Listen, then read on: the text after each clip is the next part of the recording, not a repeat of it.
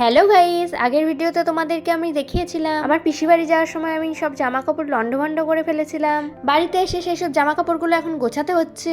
যদিও আমার জামা কাপড় গোছাতে একদম ভালো লাগে না, তবুও গোছাতে হচ্ছে গাইস। না হলে যখন দিদি আসে দিদিকে দিয়েই গোছাই। সকালবেলা উঠে সবার প্রথমে কাজ ছিল জামা কাপড় গোছানো, তারপর দেখো এখন দাঁতও মেজে নিলাম। দাঁত মেজে এসে আবার আমি জামা কাপড় গোছাচ্ছি। আজকে মনে হচ্ছে আমার সারাদিনই জামা কাপড়ই গোছাতে হবে, কারণ পিসি বাড়ি যাওয়ার দিন আমি সব জামা কাপড় কেচে রেখে গেছিলাম, এর জন্য ওগুলো ভাঁজ করতে এখন হবেই। বর্ষাকাল আমার একদম ভালো লাগে না গাইস, কারণ বিছানা চাদর দুদিন পর পর না পাল্টালে বিছানা কেমন স্যাঁত করে আর ঘুমাতে ইচ্ছা করে না। সেই এরপর আলমারিটা সুন্দর করে গুছিয়ে নিয়েছি। তারপর দেখো মাদুর ছিল, মাদুরে বসে যেহেতু কাজ করছিলাম, তারপরে মাদুরটাও ভাঁজ করে রাখলাম। এরপরে কতগুলো জিনিসপত্র ছিল, মানে ক্লিপ ওগুলো সুন্দর করে গুছিয়ে। সকালবেলা একবার মা ঘর ঝাড় দিয়ে গেছিল, আবার যেহেতু আমি ঘর পরিষ্কার করছিলাম তার জন্য আবার ঘরটা নোংরা হয়ে গেছে, এর জন্য আবার আমি ঘরটা ভালো করে ঝাড় দিয়ে নিলাম। আজকে মায়ে সবকিছু সবজি কেটে রেখেছিল, আমি শুধু আজকে বসে বসে রান্নাটা করছি। ইলিশ মাছের মাথা দিয়ে চাল কুমড়ো, তারপরে লাল শাক, আর করছি ইলিশ মাছের ঝোল। আলু কচু দিয়ে ইলিশ মাছের ঝোল রান্না করছিলাম, কারণ বাবা বলেছিল আজকে কাঁচা মাছ রান্না করতে। আমি না হলে মাকে বলেছিলাম ভেজেই করতে, কারণ এক এক সময় মাছ দিয়ে কেমন আষ্টে গন্ধ ছাড়ে, এর জন্য আমার ভালো লাগে না। তারপর গাইস স্নান করে আমি রেডি হয়ে নিয়েছি, আর আজকের মতো এইটুকুনি। চলো টাটা,